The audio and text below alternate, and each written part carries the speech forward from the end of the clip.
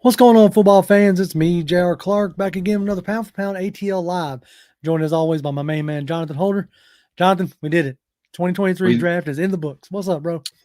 Man, we absolutely did it. And I had me a little nap a little while ago and woke up to the last two picks. So Yeah, uh, I think I used my time wisely during there you the go.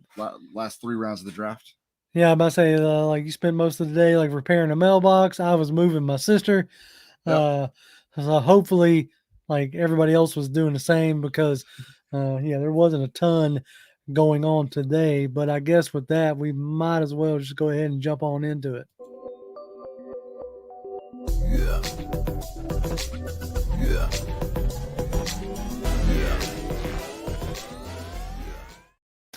All right, so as of now, like I said, the 2023 draft is in the books, and today we had the fourth, fifth, sixth, and seventh round.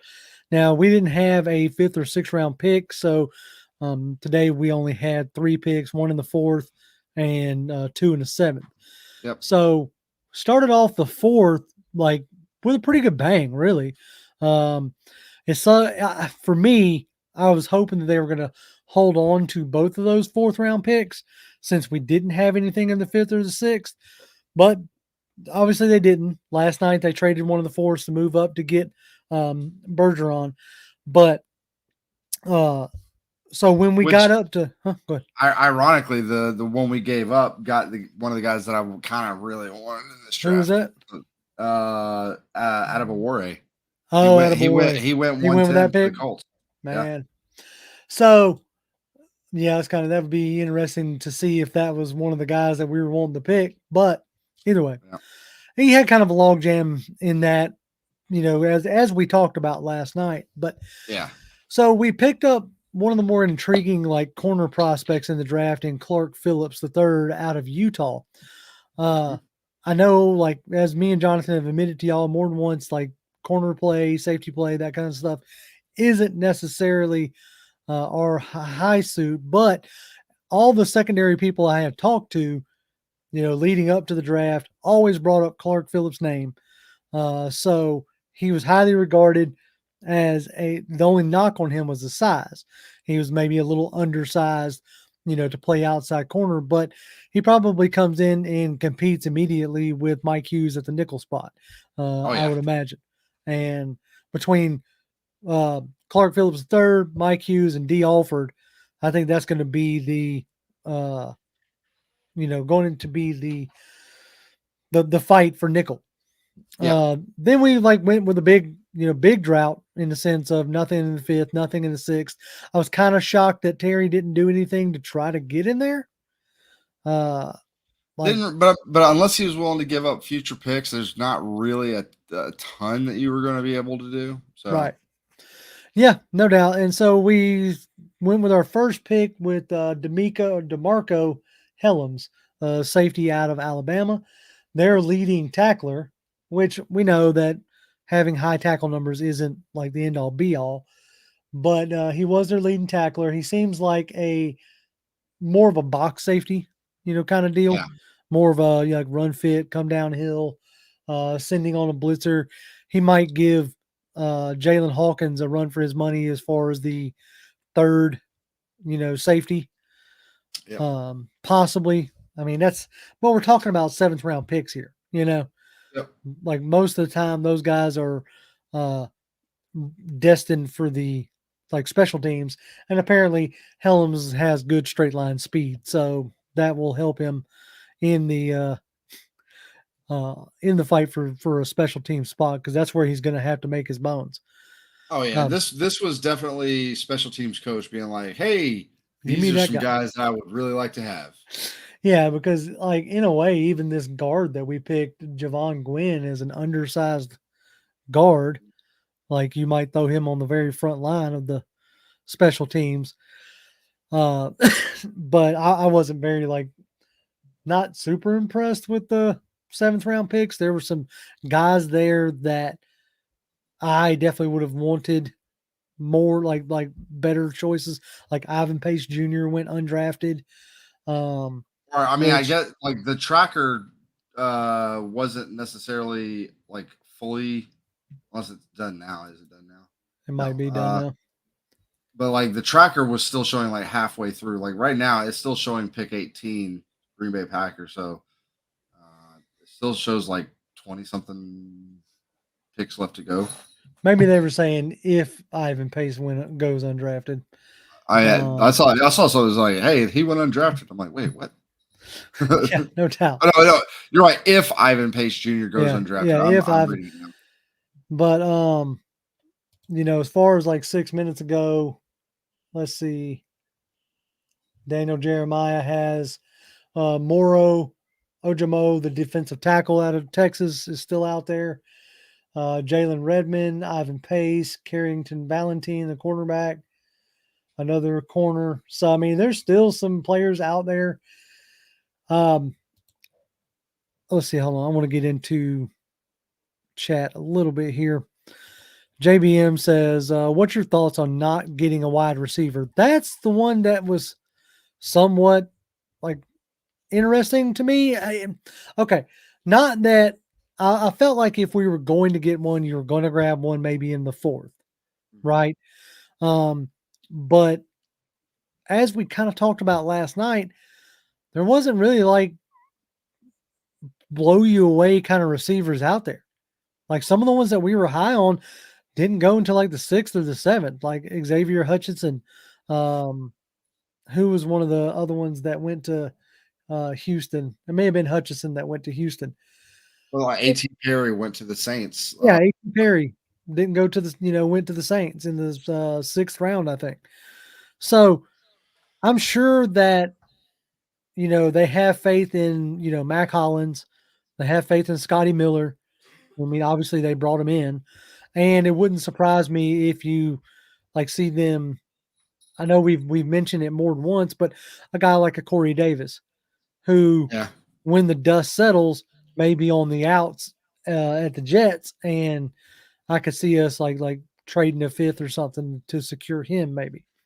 Like, here's what I'll say. Like, at the end of the day, if you look at Mac Hollins, if you look at him last year as essentially wide receiver 2 for the Raiders, he had something like 55 to 60 catches.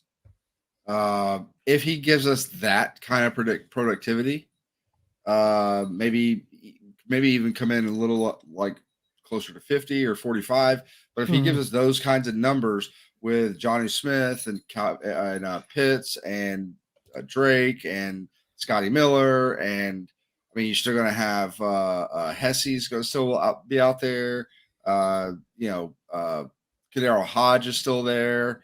Right. There are plenty of targets out. Then Bijan and Algier and so like there's plenty of targets out there. So to me, like Keith Spencer's hitting it on the head. Janu, Pitts, and London, those are your receivers. Like you throw in Cordell Patterson, you throw in what Bijan can do for you in the passing game. Like, I don't think the targets that, Mac Hollins and Scotty Miller are going to see, if it holds true that that's what, that's what we go into the season with. I don't really see those guys like, it was like Alameda last year, Alameda and Cordell Hodge and Damiere Byrd. They'd have 1 or 2 catches a game, maybe. Now, I'll be interested to see, like, again, with Ritter being the full-time starter, getting the full-time, like getting the full off season. I think we can now put it to bed completely. Like, Ritter is your QB1. We didn't draft anybody. We ain't bringing nobody in. Like Ritter is your guy going into the season. Yes, he is. Real quick, Michael Rothstein tweeted out Falcons safety DeMarco Helms confirmed his nickname is Hitman because of how hard he hits. Came from his college teammates. Hitman Helms. That's what's up. That's what's up. Yeah. I'll take it. Yeah. So your draft looks like Bijan Robinson, Matthew Bergeron, Zach Harrison, Clark Phillips, D'Amico Harris, and Javon Gwynn. Helms, excuse me. Woom Carter, we appreciate you greatly, Woom. You got it? Look, I'm getting there. I'm getting there. There it is, bam. He says, Pound for Pound family, what grade do you give this draft?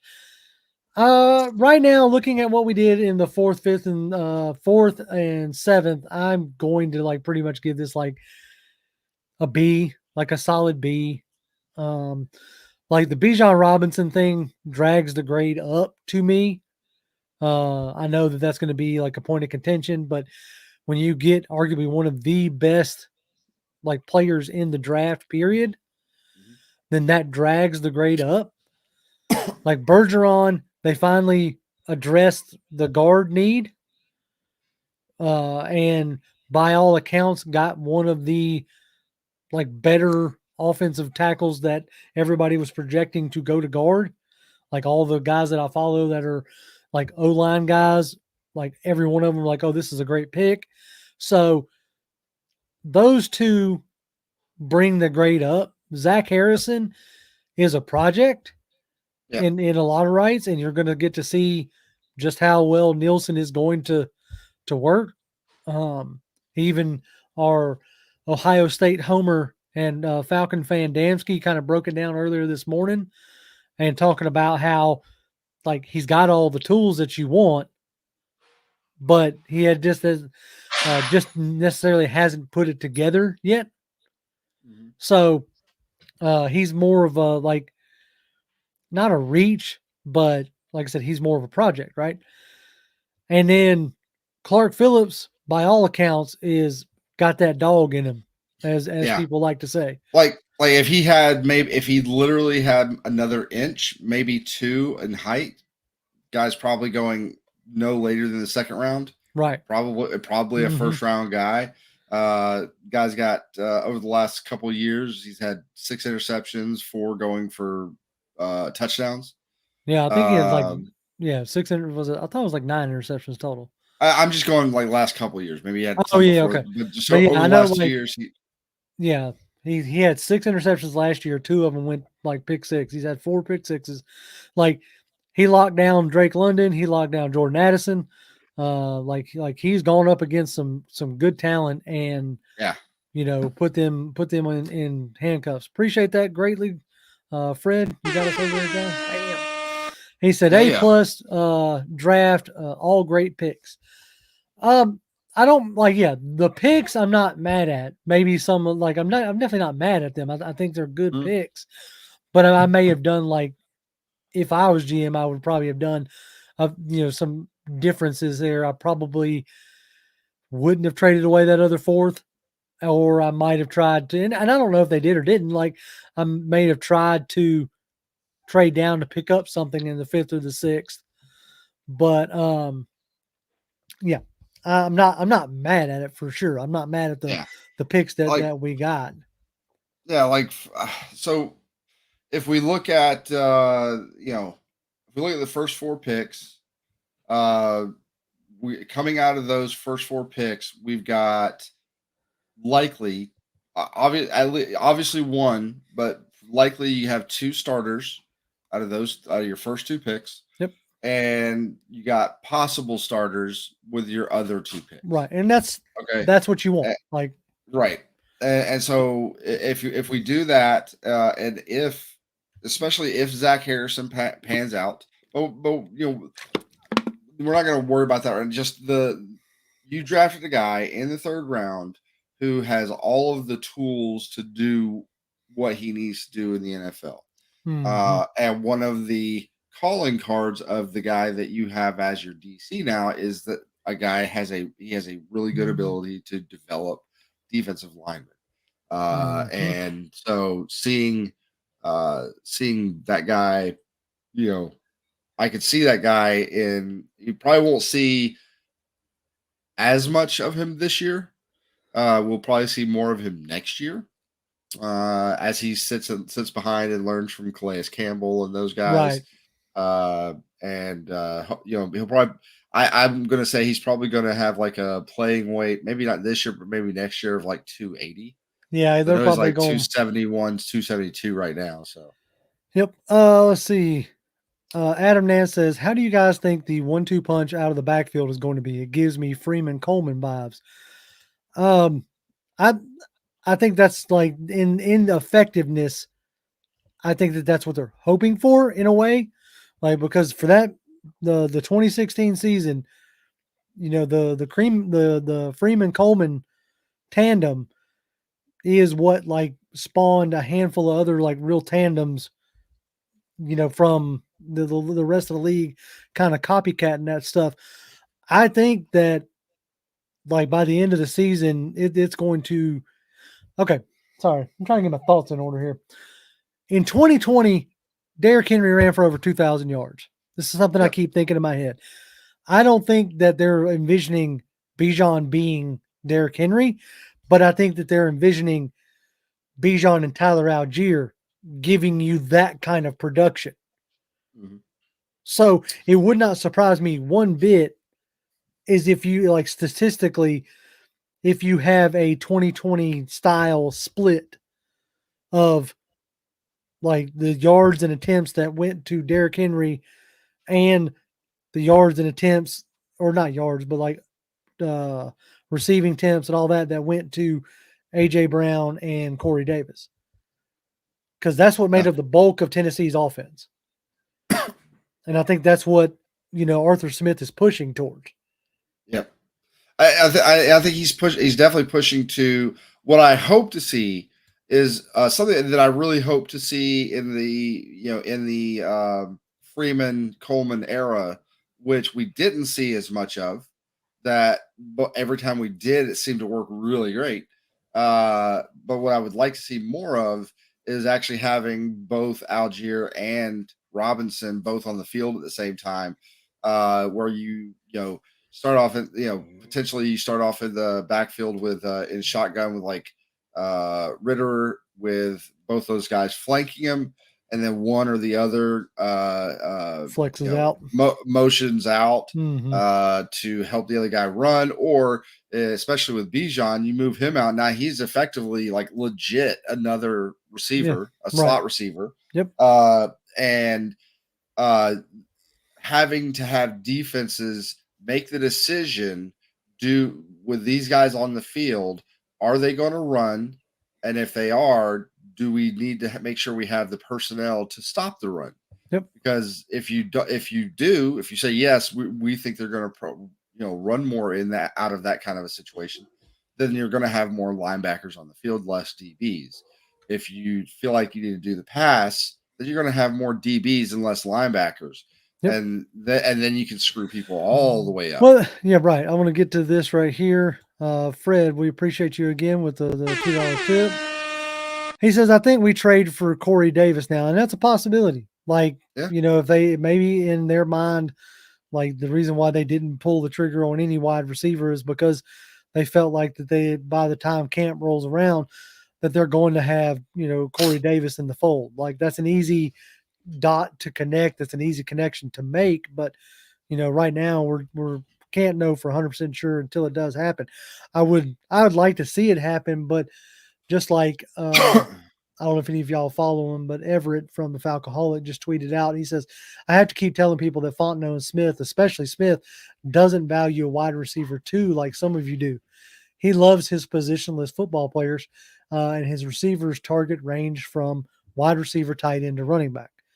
Like something that I see people who like argue about the pick that we made or whatever, as far as, Bijan goes or whatever, almost like they're turning to now attempt to attack the effectiveness of Smith and his play calling, which is something I plan to continue doing and hopefully having a comprehensive video put out before the season starts. But the evolution from 2021 to 2022 in our offensive play style was massive to me.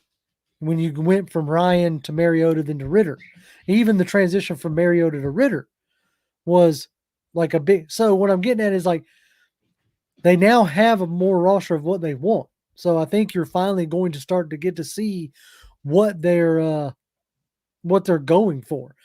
Padre, I appreciate that. I appreciate you tipping us, and I was going to throw your other one and talking about what's good, fellas. He says, "What's good, J&J? He says the Falcons had a sensible shoe draft, and I'm coming to embrace that. I wanted more flash, but I can't argue with the substance. Yeah. What I'll say here, and I want to get your thoughts, is like it felt like this draft was more of a substance draft anyway. Like, Yeah. outside of the first Well, round, there really wasn't a ton of flash. like once you got past the Will Andersons and the Tyree Wilsons and the Jalen Carters and the Bijan Robinsons of the world, once you got past that, like everybody else, there wasn't as many of like this guy is a guy you take him and he's a surefire hit, this and that and the other. Like the surefire guys, and depending on your look at it, Will Anderson, some people are like he's surefire. Maybe he's that guy that years down the road he's never been like leading the league in sacks, but he's the guy that gets you 8 to 10 sacks every single year. If he's that guy, if he's what's the guy, Philadelphia guy, Philadelphia, not Hugh Douglas. It's kind of the next phase after him. But anyway, there's a guy, Brandon Graham. Brandon Graham is a guy that every single year will get you like 8, 9, 10 sacks. Right. And he may be that kind of guy, but so he's kind of a surefire thing. Jalen Carter, a lot of people believe is going to be a surefire thing. Tyree Wilson, he's a little raw, but a lot of people feel like he's going to be a thing. Right. But once you get past those guys, there wasn't a whole lot there that was like can't miss. No, right. There was not a whole lot of can't miss. There was, as far as that goes. Fred Butts with another $2. We appreciate that greatly, Fred. Appreciate it, Fred. He says, I want to see an explosive passing with Ritter. I don't know if like explosive passing is necessarily the game. They're going to have their shots. They're going to take their shots, but that's not the kind of offense. And I hate to tell you this, like, I know everybody is absolutely enamored with, Patrick Mahomes and the Chiefs, or, I can like Joe Burrow in Cincinnati, but there's more than one way to skin a cat. There's more than one way to win a ball game. And I don't think that that's how they're going to attack. They're going to like grind you out, make you come up, and then hit you over the top, and then hit you at that intermediate level. This is like, if things play out the way that me and you think they're going to play out, and I think probably the way that Arthur Smith wants this to play out is, and I saw somebody say this before where they said Arthur Smith said something about Bijan being like a bell cow and that he was going to ride him hard. I'm not saying there can't be games where he gets like the absolute bulk of the carries because he's absolutely killing somebody. That is probably, and he's probably going to get the percentage wise the more of the carries would be my guess. Okay, but I don't think that we're going to talk about like 25 to 30 attempts every single game. No, because then you're talking about Zeke Elliott in a couple of years, he falls off the cliff. Right, he's going to be ground down the dust, and I just don't see that. Yeah, but I think this offense, the way it's going to look is, if everything works the way that they want it to, is probably something closer to like the 1998 Falcons when they went to the Super Bowl, which was they ran the ball down your throat and they pounded the hell out of you. And then when you started to bring those safeties down to try to stop that run, then they pulled out the play action and they hit you over the top. The one thing that I want y'all to like remember is that everything like in the NFL, like the old is new again in a sense. Everything it's a punch and counter punch league. So the league for a while has been shifting to more spread offenses that are trying to spread out a defense. The defense's answer to that spreading out was lighter guys who are faster and can run sideline to sideline, right? Yeah. And run with you on the field. So the counter punch is starting, and it's not just with the Falcons. It's with Baltimore. It's with San Francisco. It's with the Rams. It's with Detroit. They are bringing back a version of like smash mouth football. They are trying to fine, if you're going to go light, we are going to run at you. And we are going and what Arthur Smith does or likes to do, and the argument that I'm like gearing up to make is that, he is doing everything he can to give his quarterback the information needed pre-snap Yep. with, moving guys out into motion, getting guys into like trying to get his guys into one-on-one matchups or favorable matchups. So anybody who says, "Oh, you drafted Kyle Pitts and he's doing nothing but blocking," that is helping. I know it sounds like crazy in a sense, but if all you ever do with Kyle Pitts is run him on routes, then he becomes predictable. And Yep. as a tight end, it's much, much more to your advantage to have him be more unpredictable, like a George Kittle, like a Travis Kelce. Those guys will block. And so when you get Kyle Pitts blocking down and being successful with that blocking down, and then 2-3 plays later, 2-3 series later, you line up in a similar formation, but this time he goes to block, but then leaks out. Yep. Like if he doesn't have that as part of his game, you can't have that in your deception. Yep. So these are just things I just want y'all to think about. And Bijan Robinson is going to help those kind of things with the type of like formations and stuff that you're going to see a lot of heavy formations, but you're going to also see a lot of passing out of those heavy formations. Yep. You're going to see a lot of 22 personnel where you're going to have Jonnu, Kyle Pitts on the field at the same time with a fullback, running back, and two wide receivers. Yep. And then that 22 personnel is going to come out with like one of the wide receivers, whether it's London or Mac Hollins or Smith or Scotty Miller. They're going to be closer to the ball. It's going to be much more compact, and they're going to run out of those formations. They're going to start in that kind of formation, and then they're going to split everybody wide.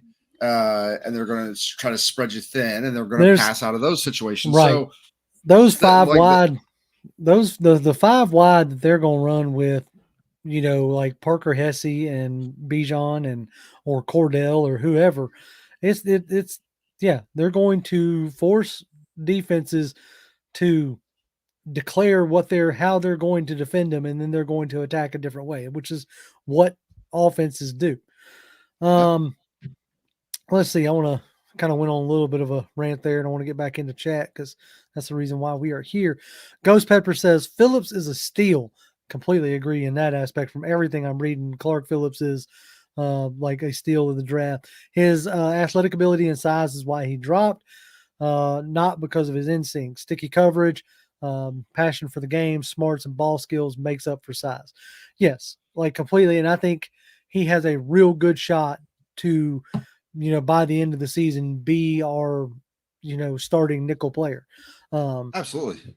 So let's see. He very much has a. I saw a couple people, maybe not quite like in the hops department, but like very much a Brent Grimes type of mentality, just without the crazy wife. Sweetness says Robinson brings the same thing to the table that Patterson does already, right? But he's a lot younger, a lot less, and a lot more explosive.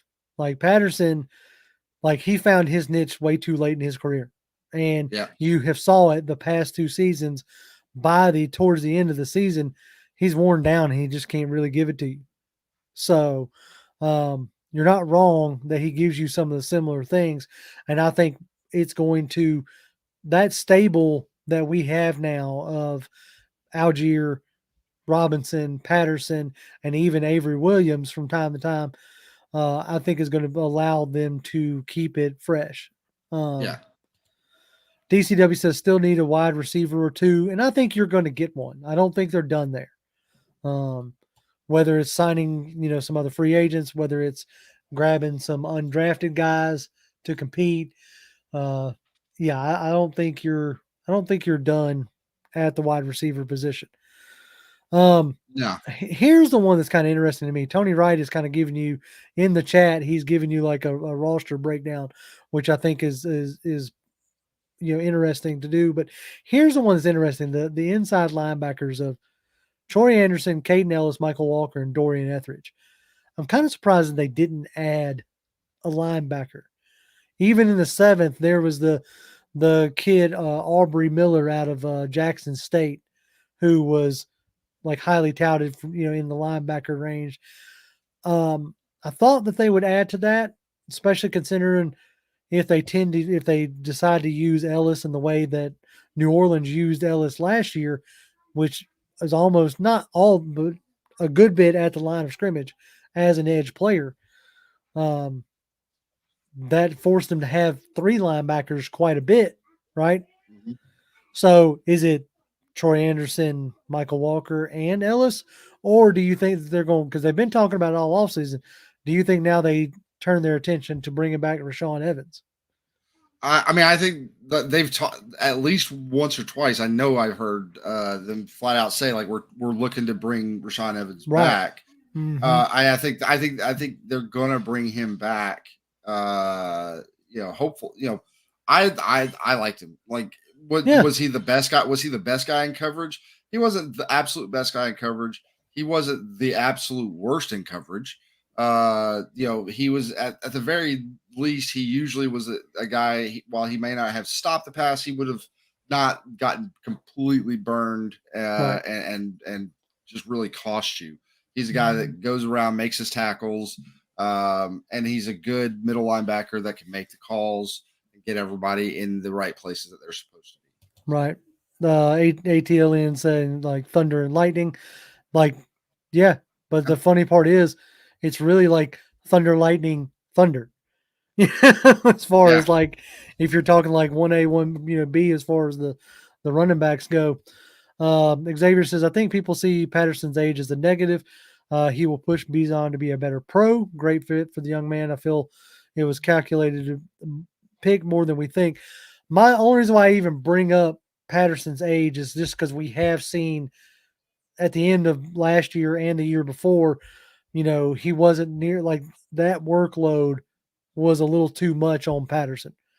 So maybe now with the bell cow of, if we're going to call him a bell cow in Robinson and Algier, maybe you can get like effectiveness from Patterson all the way through the season. That would be interesting. Yeah, absolutely. Like, if you can, I think when it comes to running the football, if things work out, obviously injury wise and things like that, to where this can happen, I think you're looking at a guy that probably, you know, 5 rushes a game. Right. You know, and then he's a guy that will line up plenty of times in the backfield to initially block and then bleed out into the flats or bleed out into the middle of the field as a safety valve kind of guy. But Mm-hmm. I think that you're probably only going to see 5, maybe 6 carries from him in a game. He's not going to be a workhorse guy. He's not going to be he's not. I don't even think he's.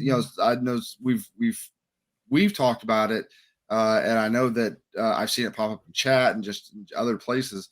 A lot of people are like, get to the fourth quarter, and Cordell Patterson was like that nail in the coffin. And it's like, no, I don't think he's going to be that guy. I think the nail in the coffin, especially if you're up Mm-hmm. and you're wanting to chew up clock and you're wanting to really pound the hell out of somebody, is going to probably be Tyler Algier. Right. That's the guy that you want to be the sledgehammer. And that's The exactly one what that, Arthur yeah, Smith called him. yep. I mean, that's what he is. Like, he's the one that by the fourth quarter, I wonder, like, I really wish I could find a breakdown of like quarter by quarter runs. Yeah. And would almost be, I'd almost be willing to bet that by like the fourth quarter is when he was getting his bigger runs, Yeah. just like with Henry. Now, that's my only concern with Algier is it may seem like he's one of the guys that's more like needs to get lathered up, as they say. Yep. So if Bijan's cutting into those type reps, does Algier then loses effectiveness? But these are like problems that like good problems to have, right? Yeah. like by taking Bijan at one or in the first round, they're basically declaring that like this is our guy. Like if we can figure it out with Algier, then that's fine. But Bijan Robinson is far and away talent wise represents something much better, much better. What I hope to see, and I don't know how much of this, for the simple fact that you took Bijan 8 overall, Hmm. right? When you take a guy 8 overall, you're going to want more out of him as far as like usage, generally. Uh, but what I would be interested in is see if they could, because the thing with the Falcons back in 2016 was neither one of the guys that were back there running were super high picks. I can't remember what rounds they were picked in, but it was like third, fourth, fifth, round guys. Hmm. And but the way it worked in 2016 was it was whoever had the hot hand, Right. right? Yep. So if It was Freeman was Coleman versus running really, Freeman. Yep. yeah, if Freeman was lighting it up, then he got the bulk of the carries that day. If Coleman was lighting it up, he got a lot of carries that day. So I wonder if like it's probably like a matchup thing where like, hey, this other defense, they're really stout against the run. Do you put in Bijan to be the guy that like, yeah, they're gonna get their wins on the against our offensive line, but Bijan's more of a guy that Create on his uh, own. can create on his own, can kind of supplement what the offensive line does to like give us a little bit more out of that, and then you get like run, other teams that are weaker in that respect. And those are the games where it's like we're just going to pound them into dust, and we're going to bring Hmm. in Algier, and he's going to get the bulk of the carries because that's what we want to do. We just want to put him under our heel and grind him down to dust. Yep. Maybe something like that. But either way, I just think that whether he's running the ball or catching the ball, got somebody like Bijan's probably going to get anywhere from 15 to 25 touches. Uh, you know, whether it's Boo. I was hoping. Sorry, I ain't trying to cut you off, but ah yeah, Eagles. Yeah, the Eagles are knocking it out of the park. I can't even like. I've been seeing all day like a bunch of like Falcons fans are like, "Oh, I'm gonna go be an Eagle," or because they're more Georgia fans, but whatever. But yeah, no, they're nailing it up there, they're doing a hell of a job, and I can't even can't do nothing but hate in a sense. Let's see. Ghost Pepper says Arthur Smith said himself that Bergeron reminded him of Roger Saffold, who he coached in Tennessee. Big, nasty lineman, good, versatile, who'd be good at guard and can play offensive tackle on either side. Yeah, that was like a lot of ways. That was you could say the mantra of this draft for sure is like versatility. A lot of the guys that they picked were very versatile players. Um, let's see. Yeah, like that's what we were talking about earlier, Tony, yeah with Corey Davis. Yeah, I don't rule it out at all. To Big says I like the moves because it gives more lifespan on the running back position. You're not running one running back into the ground. I think that's like where they're heading more than anything else is I think that they now have options to be able to, like you were talking about, if somebody has a hot hand, let them run, and give somebody, a break. And with that being said, I don't know if y'all are any fantasy players, if I'd be drafting Bijan real high. I'd maybe wait till next year to see how he gets used. I don't know. But I'm yep not much of a fantasy player. Let's see. All right, John, who's your who's your favorite pick of the draft? uh of like Falcons pick Yeah, favorite Falcons specifically. pick. Yeah. Mm-hmm. I mean, just because of what the possibilities that he brings is for me it's Bijan. Like Mm-hmm. I like especially I mean I don't know enough about the last two guys we took. I just don't. Yeah, no. But the top four guys, I like all four of those guys. I think all of them have in the top two especially they're going to be impact guys day one, but all four of them I think will contribute in some way. Uh but I do still think Bijan is the guy that like stirs the drink the most out of these four guys. He's the guy that allows you to do so many different things now offensively that I'm Mhm. just super duper excited to see. I'm excited to see this defense, but like that's more from what we did in free agency. You Right. know, now with literally the one, even if we hadn't gone guard in the second, even if we hadn't picked up Bergeron, which the more and more I read about him, more and more that I watch about him and learn about him, I really really like that pick. I think it was a really good pick that we there's no way to know for sure if he was going to be there at 44. Maybe he Right. would have been, maybe he wouldn't have been. Some people had him, looked at as a late first, early second round guy. Some people had him as like late second, early third round guy. So you never know. But like with just one pick, the tenor of what this offense could be changed. Big time. So like that's the most exciting pick for me just because of the implications for our offense. So For me, I think like Bijan is definitely like the Flash, right? He's the belle of the ball.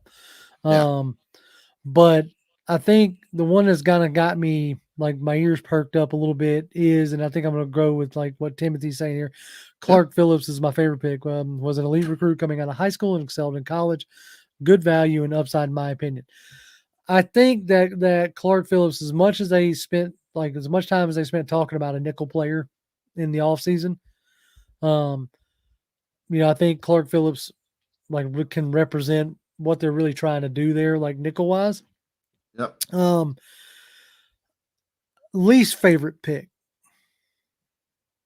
I mean, like if I had again, I like all four, but if I had to pick the least favorite of those four, it's probably Zach Harrison because I just don't know that he's going to do a whole lot this year. Um, He's the one that like I almost went with like that's my favorite pick, in a sense, but he's the biggest project, right? yeah. Like because like Fred's saying Harrison is my favorite pick. Like he's the biggest project Mhm. that we have, right? In my opinion, because the Well, seventh I just think rounder. if yeah, Go if you look at all four guys, obviously Bijan day one impact starter guy, ev- everything you want from him. Mhm. Bergeron, they're like we want to start him. We're going to play him at guard. The assumption is he comes in immediately takes the starter's role at left guard. Phillips, like everything I read about this guy is Mike Hughes better bring his playing shoes because Right, otherwise he's going to be or he needs to make sure he's really good on special teams. right, Like that, that's what I've heard about him. Zach Harrison, the thing I hear from him is we want him to learn from like Clarence Campbell and the vets in the room, and it's more a long term thing. So I get it. If this guy pans out, it could be a monster. right. Uh, and I hope that happens. I really, really do.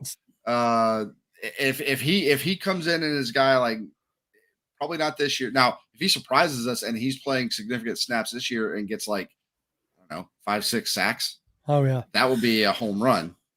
I think he's like, Michael says it real good here. Says Harrison is the wild card that could, like, in a way, make or break this draft. And Yep. there's a part of me that really agrees with that.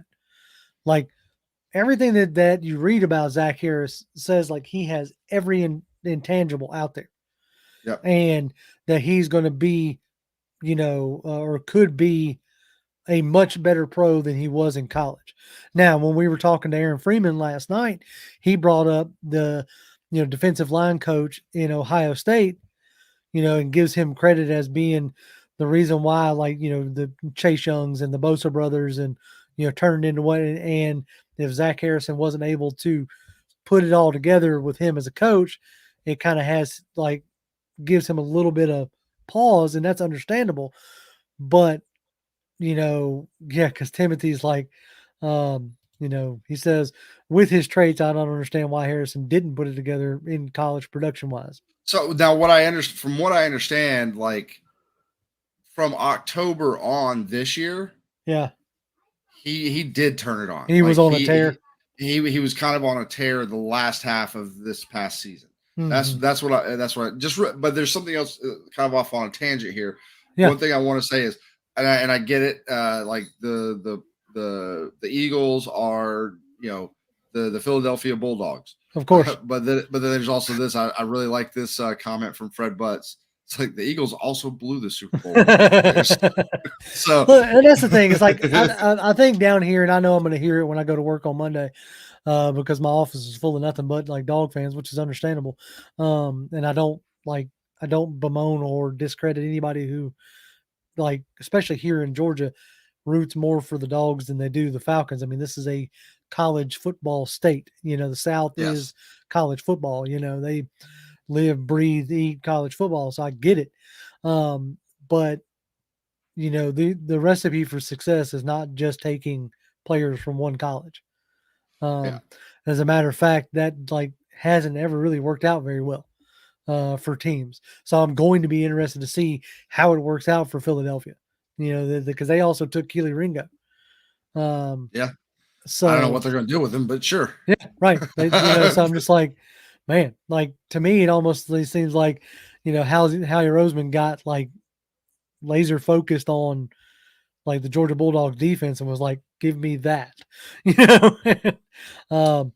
Tony Wright says like he's still not feeling the, Matthew Bergeron from Syracuse. I can see why, you wouldn't be like, I can honestly understand, like, especially, moving up for him. If there's a part that I disagreed with in a sense was, moving up for him, and trading another pick. Like to me, just like with Ebiketie last year, I really hope he pans out because that guy's 2 picks walking. He's a second and a fourth. And same thing with Ebiketie. I think Ebiketie was a second and a fourth. So that's 2 picks, 2 picks walking. So I really hope that those guys pan out.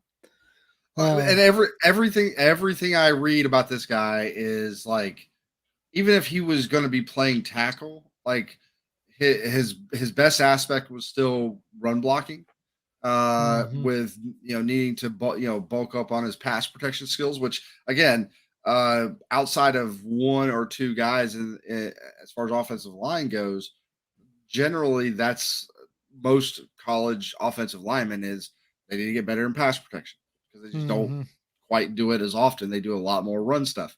But at the end of the day, like this guy has every, especially now that now he's going to be moved inside, he doesn't have to worry as much about the spacing when it comes to pass blocking. Like that's what I hear about this guy is nothing but good things. So like, okay, I got two things back to back here. Okay, John Boss says laser focused on the best defense ever, and Chris follows that up with, I watch Georgia defense and say I want that too. Yeah, and it's coming from like an Oregon fan. Like, yeah, I get it, I really do. I'm not saying he's wrong for it. I'm just saying, we'll see how it pans out, right? Like Millie says, if Zach doesn't develop, then it's him. He has all the talent in the room to become good, and he really does. It's going to see like, can he put it together? Can Ryan Nielsen get it out of him? Nielsen is used to coaching like defensive ends of that size, so and who have those same traits that Harrison does. So, can he get it out of him? Yeah. Let's see. I got one right here. Gotcha. Front office proved this draft. We look for leaders, not followers. Everyone we get are captains. I don't know if every single person was a captain, but I know that like quite a the few. guard was for sure. Yeah, but they're definitely leaders on their teams. Yep. So and yeah, absolutely. Like they're looking for guys that are, like you said, they are the leaders, whether they're a captain or not. They are the leaders on the team. They're the guy that other people listen to, and they are passionate about the game of football, and they love playing it. That's the kind of people they want on this team.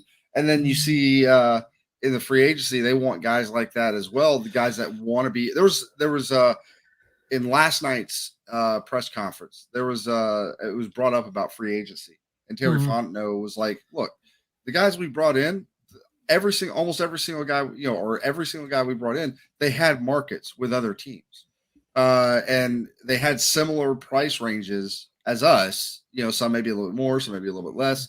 We didn't go out and like pay crazy amounts of money for our free agents. They came in, we talked to them, we gave them our vision. We told them, Right. this is what we see you as. This is what we see this is what our vision is for the team and the scheme and the everything. And the reason why they signed with us was because they liked the vision, they liked what we told them, and they want to be part. They feel like they want to be part of something special, which is what they were touting to them. Yep. And then you do that with the same guys out of the draft. Like, these are guys that when we talked to them, we told them what we wanted to do. There was some kind of synergy there, and that's the guys you go and pick up. The guys that are almost already, they're ready to be like bought in. Yep. And that's the thing you need probably more than anything else, more in a lot of cases than talent, because everybody's talented.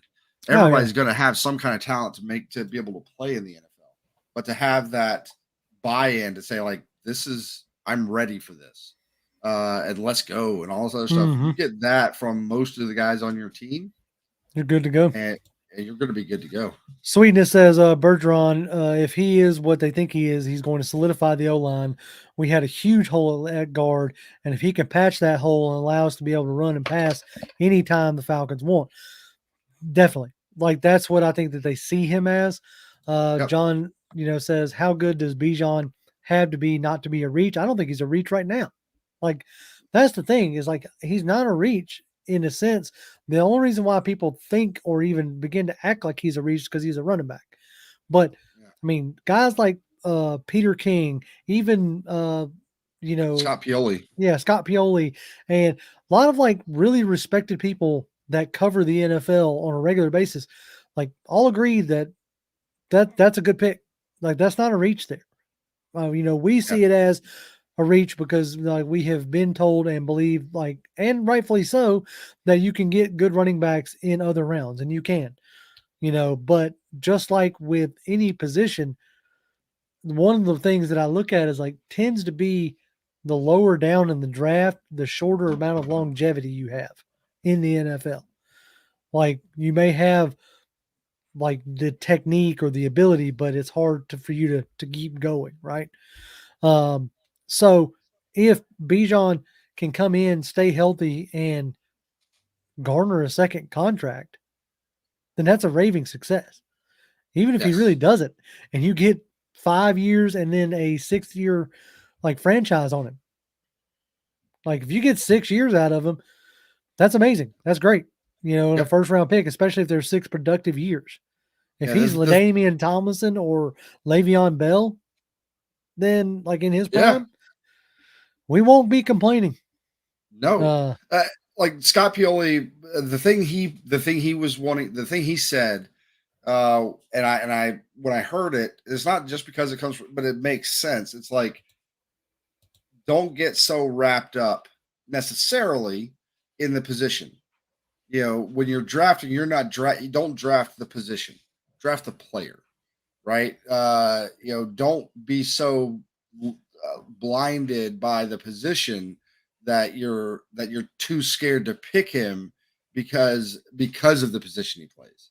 Like, if you got a guy that you really believe in, that you feel like this is the guy, then you go get him.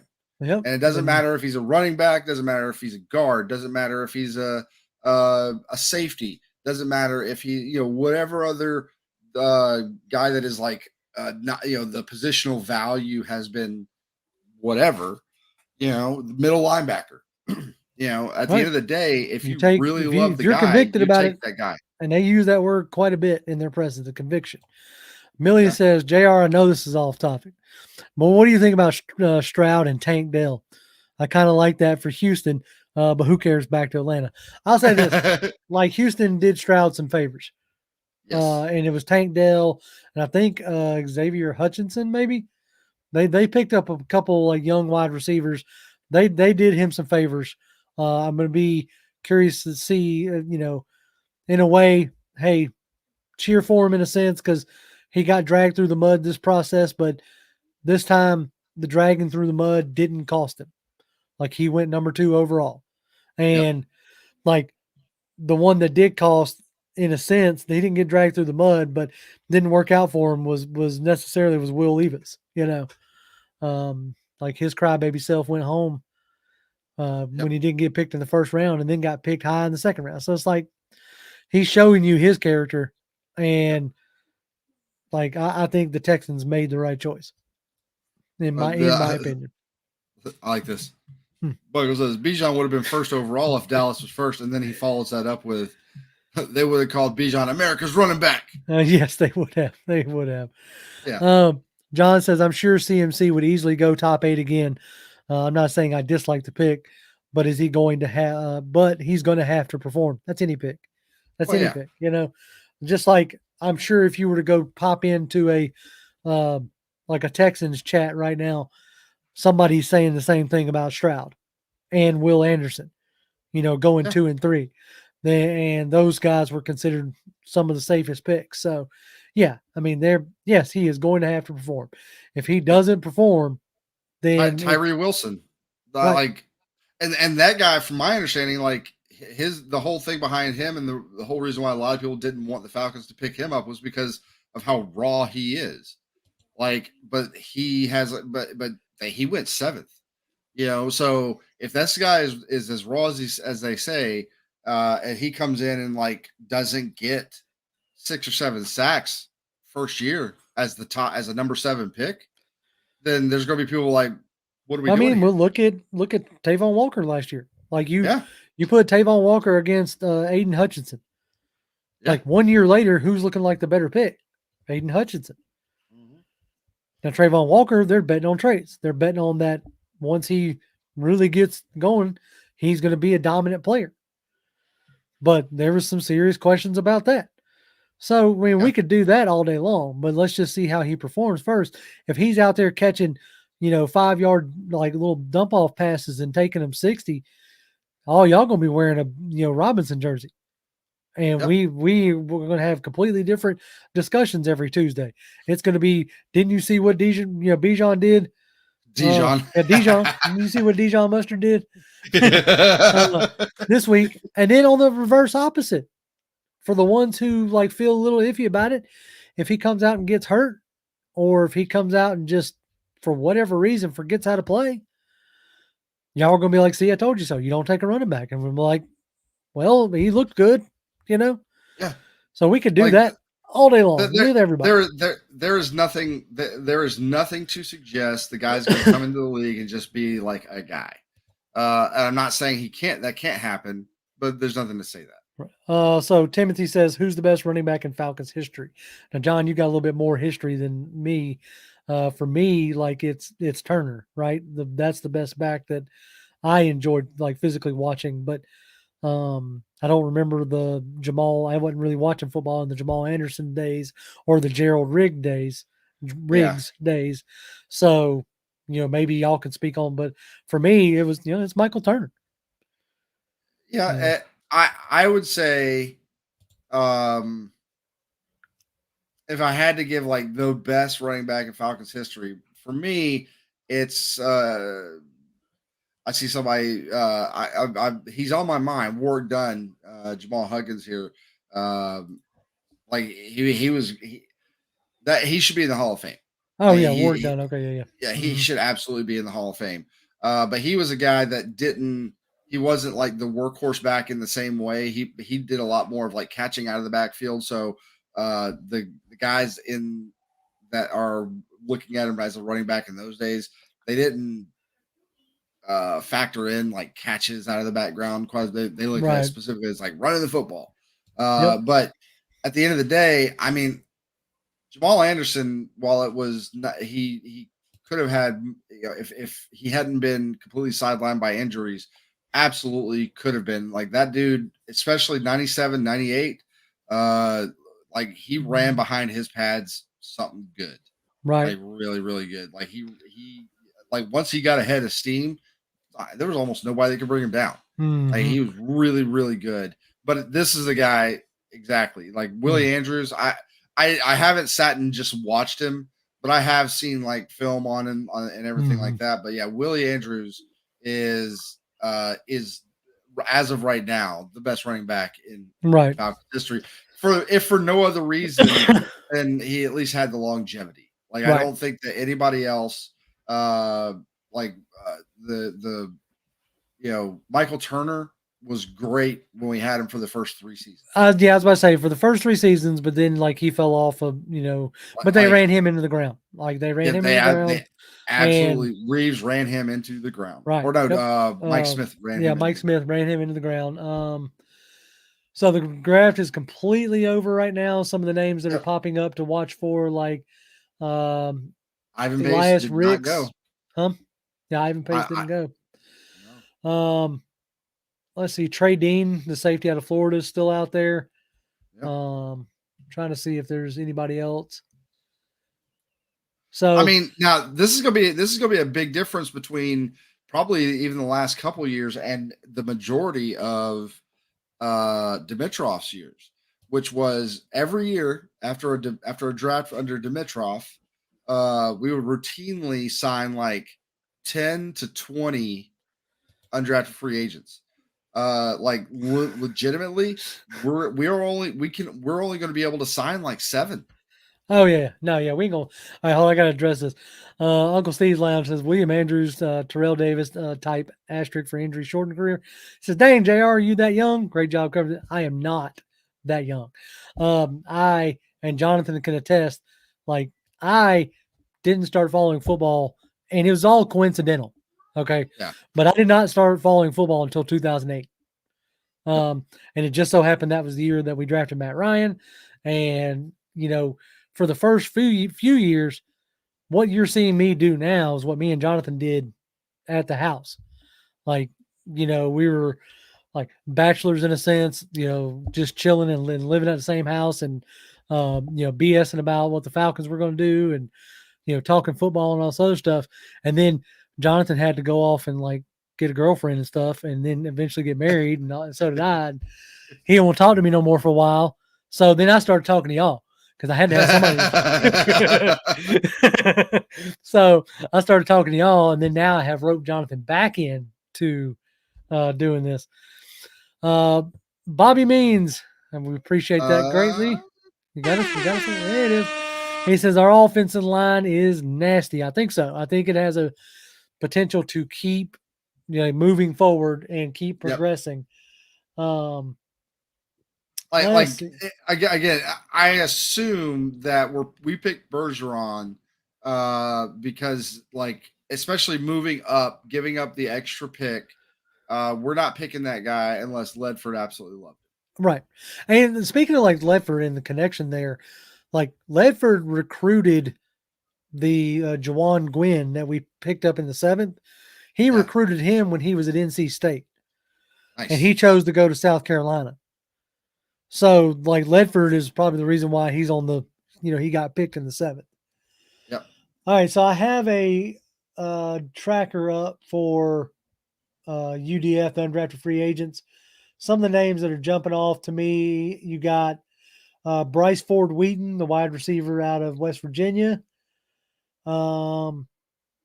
Edgewise, let's see, hold on. I'm trying to see if there's any other names that really like pop out at me from my studies. Blake Whitehair, tight end out of Wake Forest. Jacob Copeland, wide receiver out of Maryland, could be interesting. The Jaden Hasselwood, the wide receiver out of Arkansas, that they seem to had shown some interest in. He's out there. So it'll be interesting, but you're right. You had a point that that we hadn't brought up yet. You're probably not going to have a lot of room for undrafted guys. Yep. So unless some of these guys, unless they feel like they're going to give them more like consistency than like say a Jared Bernhardt or a Frank Darby, you might not be picking up any wide receivers. So yeah. Well, but like this, Well, Andre Carter. yeah, I'm not shocked. I'm really not. Like the way he was used at Army, his like body size, he's going to get picked up from somebody, but I'm not surprised that he fell. John Higgins, P for P, what's happening? Just talking about the draft, just wrapping this Just thing chilling, up. man. Yeah, absolutely. I didn't even put up our normal banner, like do the whole like, subscribe, and all that good stuff. We would very much appreciate it. There was what was I had a thought that I was going to bring up. Oh, I like something I read recently that makes a lot of sense. Like, because we don't have very many spots for undrafted free agents, the chances are that the guys we do bring in are going to have a much more serious eye on them as far as like a better shot of actually making the team, Right. right? So, like you basically like, hey, you come sign with us. Like, the fact that we want you to sign means that we legitimately think that because we only have 7 spots, so that means that we legitimately think you could probably be a part of this team. And Yep. so, like, but if you're a team that's going out there and getting like 20 of them with the expectation that like, you know, 10 of those guys are essentially camp bodies, like that's a whole different matter, and Mm-hmm. that's a potential selling point for undrafted free agents. Now the Aubrey Miller linebacker is still out there. Jared Clark, the D tackle out of Coastal Carolina that we were liking it towards the end, he's still out there. Lonnie Phelps, the edge guy from Kansas that really lit up the Senior Bowl, he's still out there. So yeah, it'll be really interesting to see how the next few days shake out. Just for all the ones who are in here, we're probably, unless something crazy happens, we're probably not going to have a live stream Tuesday. Just because we have now live streamed 3 days in a row. What you got here? I'm going to Tom Pelissero saying Jets Falcons agree on deal Corey Davis to ATL for 2024 fifth round. Let's see. I don't see anything from Tom Pelissero. Let me go to his actual Twitter, because right now he's doing like undrafted guys. And let's see. No, not yet, bud. Not yet. All right. Maybe you're wishful thinking, because I'm pretty sure if that had transpired, my Twitter would be lit up right now. So, not yet, but maybe you can speak it into existence, as some folks like to think can happen. Just keep thinking it, man. Yeah, keep thinking your positive thoughts. Yeah, okay. Okay, sorry, I'm trying to get my train of thought going on here. Tony says TJ Duckett was a great running back, over linemen and chasing cornerbacks on his way to the end zone until he signed his big contract. Then he couldn't run through a 4-foot hole without getting hand tackled. Now I'll say, when you had in the heyday, like before that contract, in the heyday of the DVD days, yeah, Dunn, Vick, and Duckett, like Warwick Dunn was really, really, like, I don't know how many times I saw him. Like, you watch him now and you're like, man, those shoulder pads are ginormous. mm-hmm. They're like double, they're like half his size. It just makes him look that much bigger. But I would see him take a handoff, go run off to the right or left or whatever, run into a big pile. I'm like, oh, then next thing you know, he squirts out the other end and he's running down the field for 30 yards. It was just unreal how he somehow squeezed through it seemed like there was just nothing there. And then he just pops out the other end. And you're like, what happened? Mm-hmm. And Duckett was absolutely, it was a battering ram. He says ATL Brave says, I have a feeling the strategy is get the team build, and then the final pick will be next year's Caleb Williams and a wide receiver. Maybe.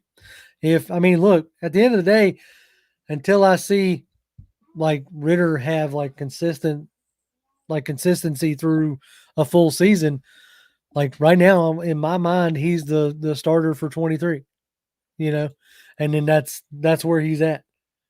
So, and we'll see what it looks like at the end of 23.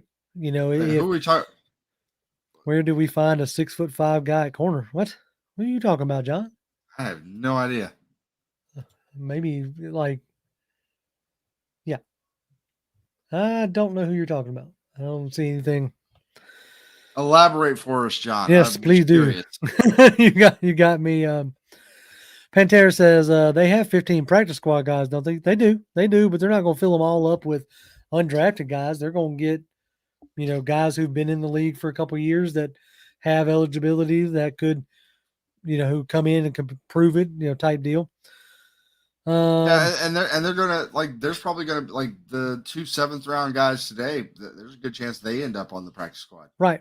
I mean, because you got Jordan Schaefer and who's the tight end that we signed last year out of Georgia? As soon as I hear his name, Fitzgerald. I'll be like, His yep. last name's Fitzgerald. Yeah, I was about to say, if you're talking about him, he's not 6'5", he was 6'1", and he's not a corner, Okay. he's a safety.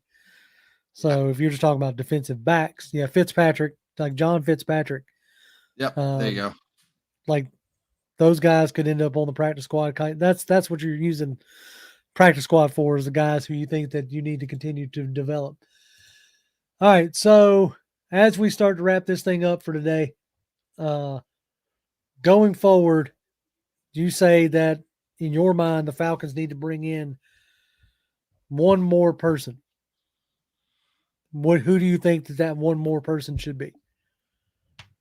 I mean, right now, if I had to pick just one person to bring in, or one position or whatever, I think it's Rashaan Evans. I think he's the guy that comes in and is going to be your middle linebacker, or he's at least, you bring him back as sort of a steward if you're wanting to hand that off to, whether that's Troy Anderson or whoever. But yeah, if you want to get that handed off to Troy Anderson, maybe you like bring him in to help him to, I know he was with them last year, but like this maybe make it a more concerted effort of like, this is where we want to go with this.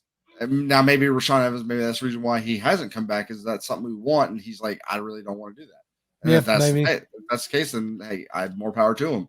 But at the end of the day, I think a Rashaan Evans, experienced middle linebacker like that, I think can help to make sure that everybody's getting lined up like they're supposed to. Brian is saying Yannick.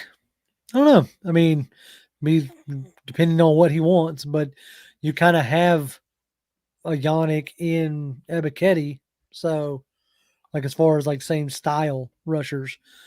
So let's see. I think for me, I would still like to see.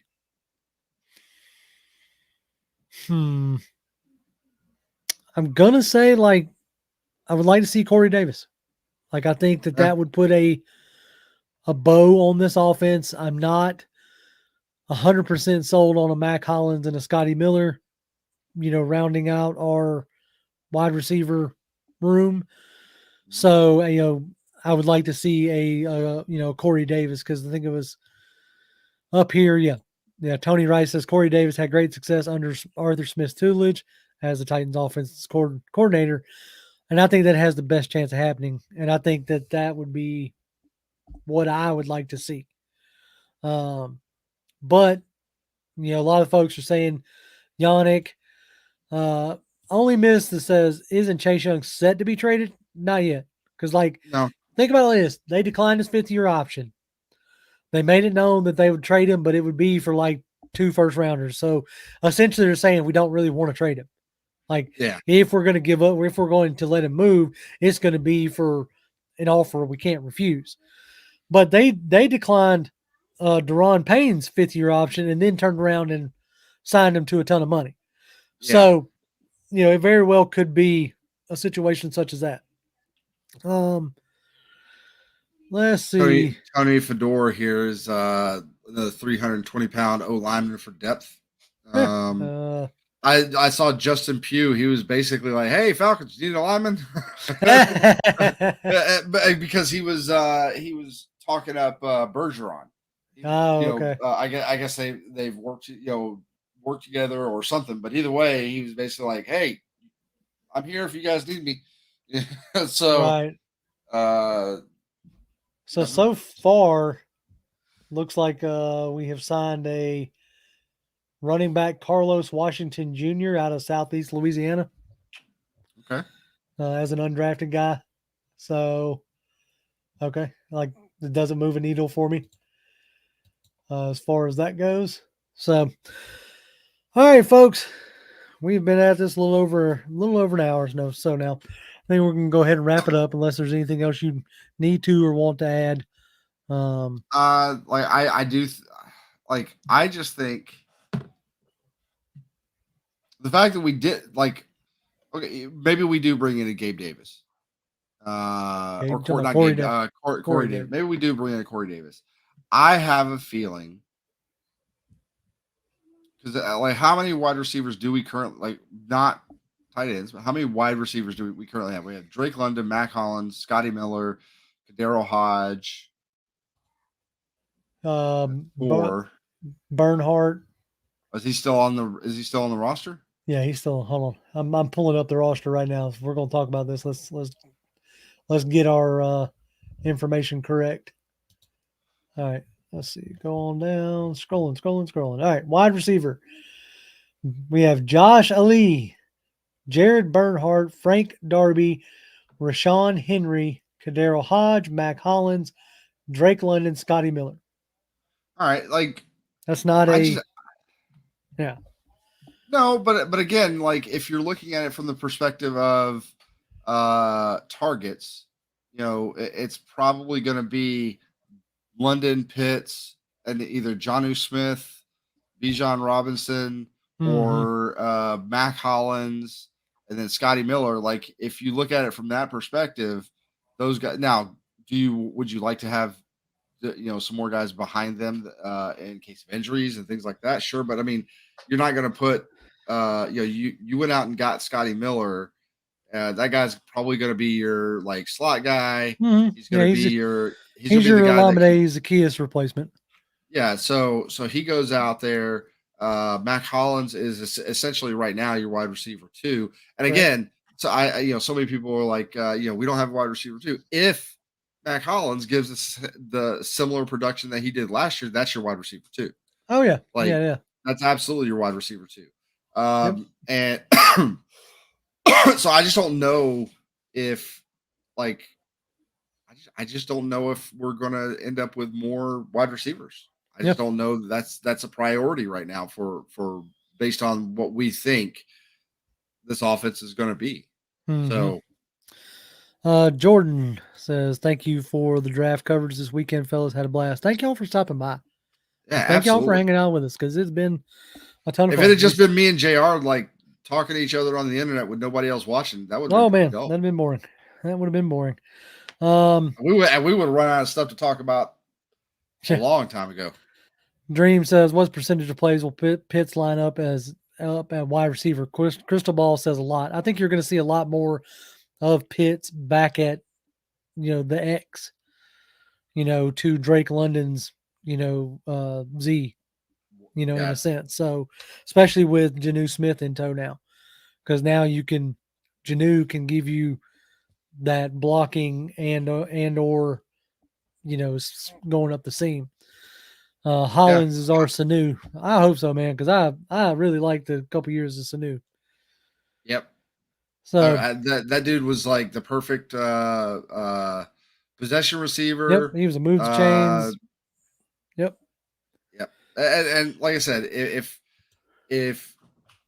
like I like Mac Hollins, and I hope he can give us what he gave Las Vegas last year.